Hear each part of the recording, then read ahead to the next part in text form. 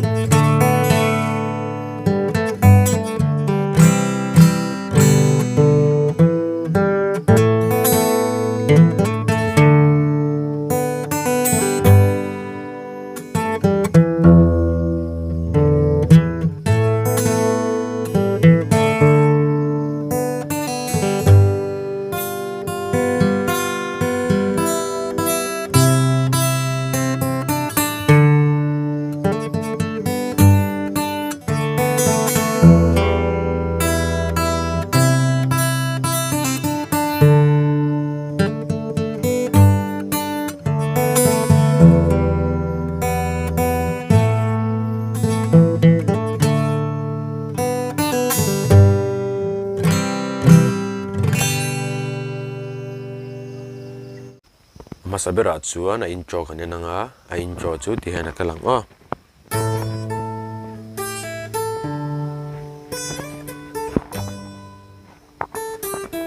kaka first line anianga masabera chuan in kuzung te in first string fifth fret tianga fifth string open ani ti du nanga chuan 7th fret ai slide anga chuan 5th fret ai le lenga dikhana chuan tu aten kal dikhana first string third fret ai pull off ang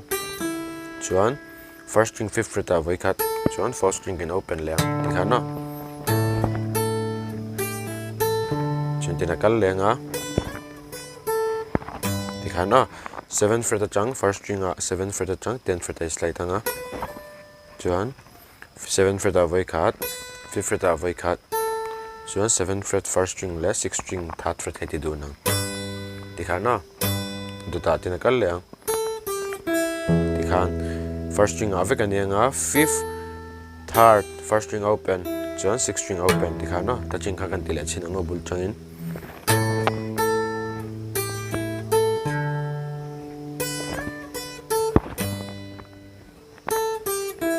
dikhana kalanga duta chun ten kal leang dikhana first string kan open anga first string third fret a vai khat chuan first string 5th fret a chang 7th fret a 5th string open nen kan ti dun lenga chuan 5th fret a kan le lenga tinakal leang dikhana first string 7th fret a voi khat 5th fret a voi khat chuan 7th fret a voi khat chuan 7th fret kha kan ti lenga 4th string open nen chuan 10th fret a kan slide ang chuan 7th fret a voi khat kan ti lenga 5th fret a voi khat dikhana chuan a dot le chun ten kal lenga dikhana masabera chuan first string 7th fret a chang 10th fret a kan va slide anga chuan 7th fret a 5th fret a first string third fret a chuan 6th string third fret nen kan ti du nang dikhana tacha kan tila chin anga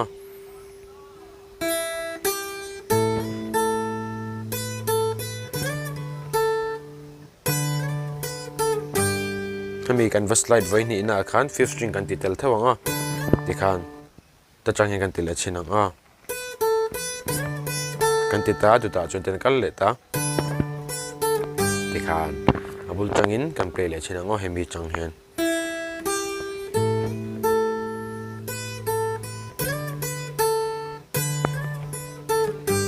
Tikana kalang ayin cho kabul changin mong chang kan play le chinang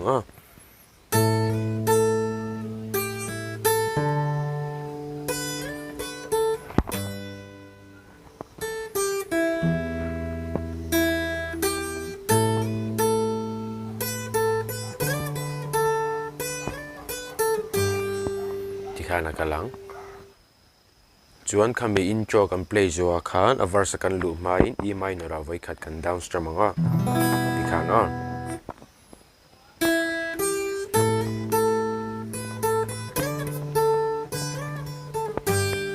kami zo khan e minor a tikana chuan a verse tlar masaber tu tiana kalang a masabera chuan hring nun hi o a har ngei ti level khatina kala tikhan kalta masabera chuan fourth string open in voi khat fourth string second fret a voi khat chuan third string open in voi ni a voi thumna khan fifth string open ne kan ti du nanga chuan khamiri cruel khanin a hemi third string second fret a khan kan hammer on ngalango tikhana katila chinango voi khat voi ni a voi thumna tikhana chuan second string kan open nga chuan third string second fret a kan lut le tikhana kalanga ma se i omme ti live khatina kal le tikhana tikhan third string second fret a ve khan voi khat kan tianga kan open lenga third string kha chuan third string a khan voi khat kan tiri leang hemi kha chuan in fourth string open ne tikhana tian chuan second string kan open anga chuan third string second fret a bo voi khat tikhana kan tila chinanga tikhan chang kan tila chinanga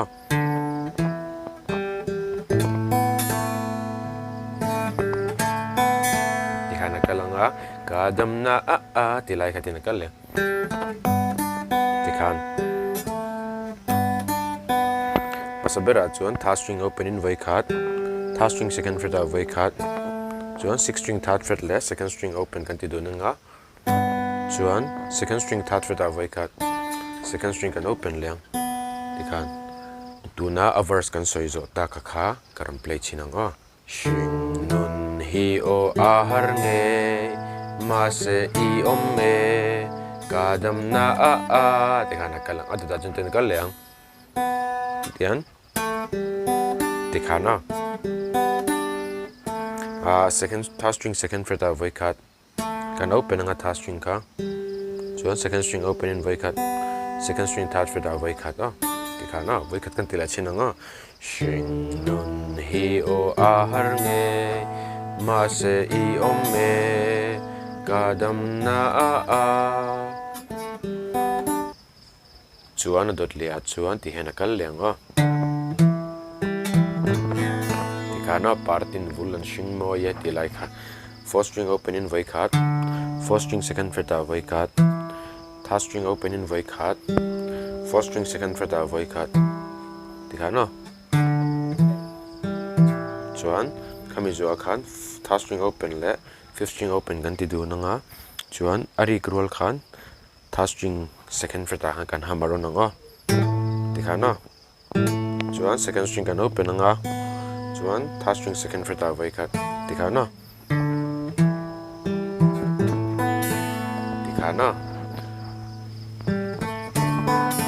kal leang ma ngai na a chuan tikhana pasabera chuan third string kan open anga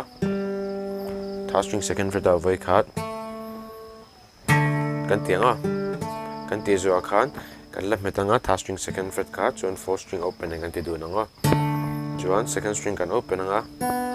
chuan third string second fret a voi khat tikhana kan ti chalanga ta changhen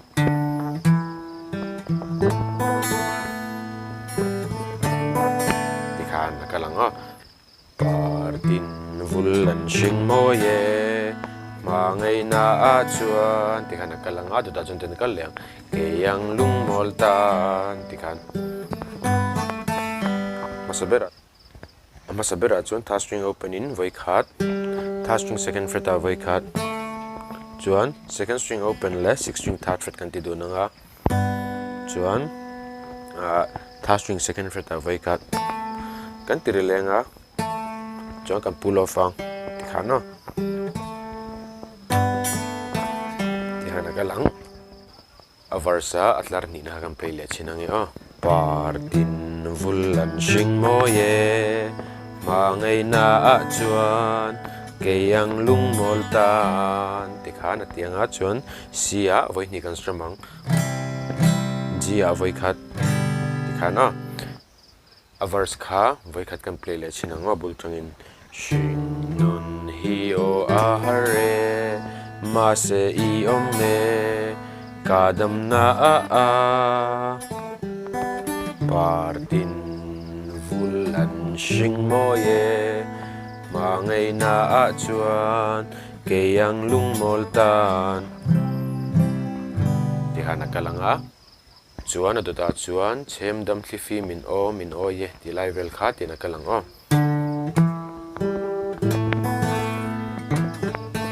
tikhana masabera chuan tina kalang tikhana masabera chuan fourth string open in voi khat fourth string third second fret a voi khat chuan third string open in voi khat tikhana zoa khanin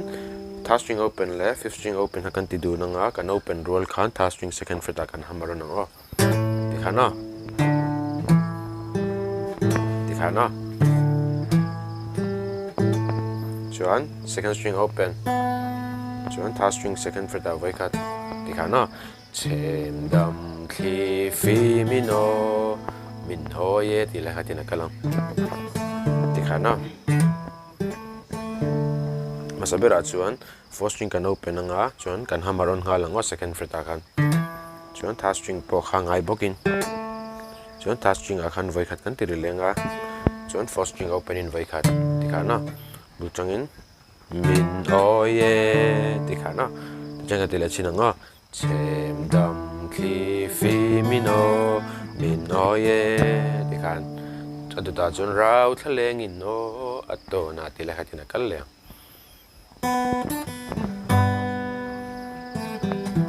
tikhana masabera chuan second string open in voi khat kan tianga kan open a chuan kan open nuwa khan second string third fret a khan kan pull off ang tikhana tikhan chuan third string second fret a kan pull off ang chuan sixth string third fret le second string open kan ti dun leang tikhana tikhan chuan third string second fret a vai kan ti lenga third string kan open lenga chuan fourth string third second fret a vai khat chuan sixth string kan open lenga rau thaleng in o atona tikhana kalang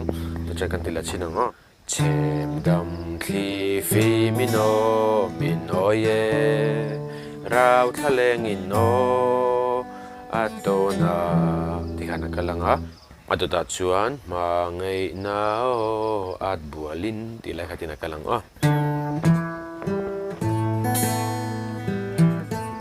tikhana masabera chuan tina kalang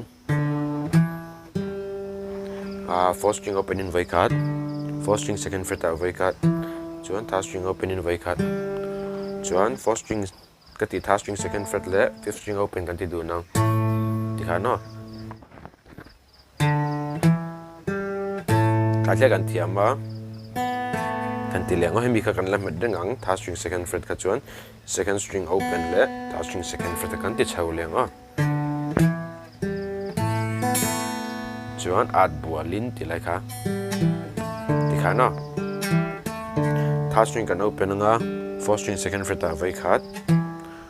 chuan third string second fret a bok kan let lenga fourth string kan open anga tikhan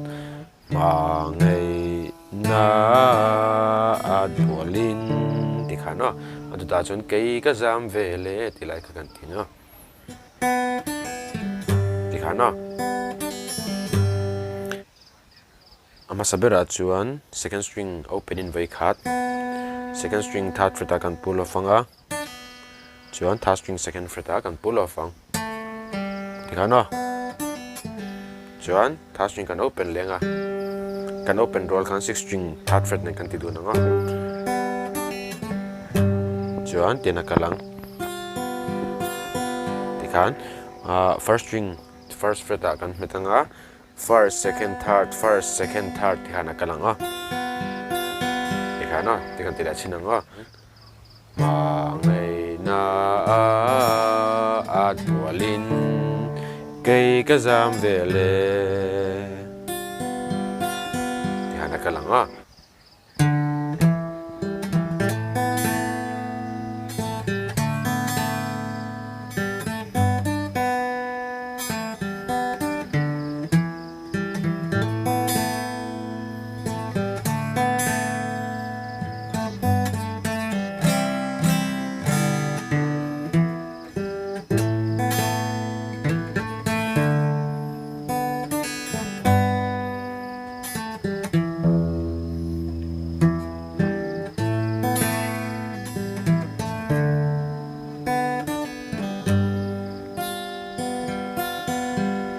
khana kalang a chuan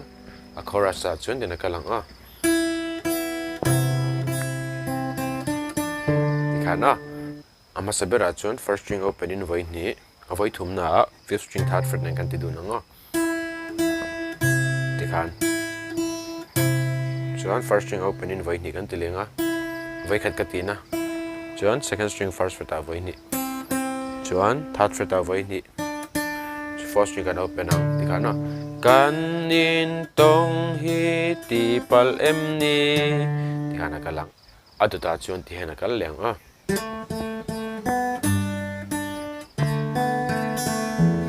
ti khana masabera chuan third string second fret a khan kan hamaron ang a chuan voi ni kan tinga chuan second string open in voi khat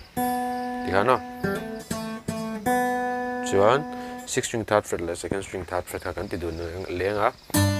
chuan third string second string third fret kan ti lenga ti khana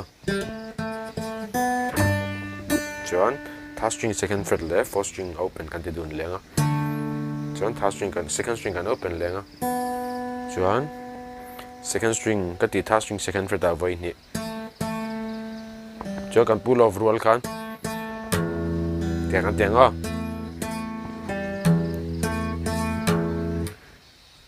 chuan hemi voi ni kan ti hnu a khan kan tianga chuan kan pull off angoi hi ti khana kan ti thala chin anga chian kan ni po hi kan du thlan nem ni ti khana chuan atu ta chuan tina kal leang ti khana i zun ke ka lo ti khana kalang ama sabera chuan first string open in voi ni chuan first string open le fifth string open kan ti du na nga chuan first string ka voi thum kan ti leng ti khana i zun ke ka lo ti khana kalanga kan ti le kang ti khana first string ka ti second string first fret a khan kuzung chal kan da nga kuzung te in second string third fret a kan pull off anga chuan kan hamaron leng chuan kan ti lenga second string third fret ka chuan fourth string open in azuya a de khan ti khana kalang a chorus a kha bull string kan play le chinang o ka se karon soi chin a kha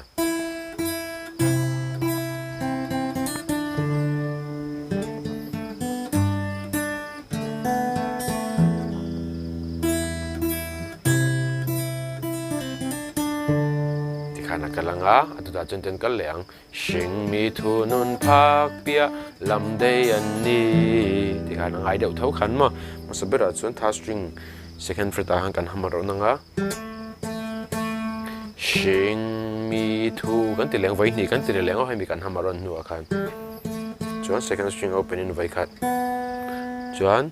6 string third fret le second string third fret kan ti dun lenga phak chuan second string third fret kan ti lenga pia ti khana shing mi thu nun phak pia chuan heta second string ka ti third string second fret le fourth string open kan ti dun lenga lam kan tianga second string kan open lenga day chuan ani kan ti lenga heta hian third string second fret a kan voi ni kan ti lenga chuan ari like han sixth string kan open anga chuan kan pull off anga emi third string second fret kha ani ti khana kan ti chala chin anga shing mi thunun thak pia lam day ani ti khana kalang ade ta chuan ten kal lenga lang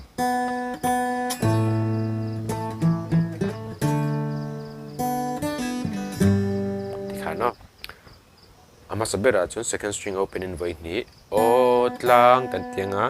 chuan third string second fret a voi khat kan tianga chuan fifth string open ne na tin o tlang tin chuan kami zuwa khan third string second fret a voi khat kan tir lenga mual kan tianga chuan fourth string second fret a khan voi ni tin tui kan tianga o tlang tin mual tin tui kalanga chuan te da chuan ten kal leng tikhana fin riat heta third string second fret a kan hamar onanga chuan third string second fret vai kan tir lenga fourth string kan open anga tikhan o tlang tin mual tin tui fin riat tikhan ka tikhana second string open in vai khat chuan second string third fret a kan pull off anga chuan third string second fret a kan pull off leng chuan kan open lenga hi sixth string third fret nen kan ti du nang tikhana chuan C a voi ti G a voi khat tikhana o tlang tin mual tin tui fin riat ka fangang itan kan in tong hi ti pal em ni chian kan ni po hi kan du thlan em ni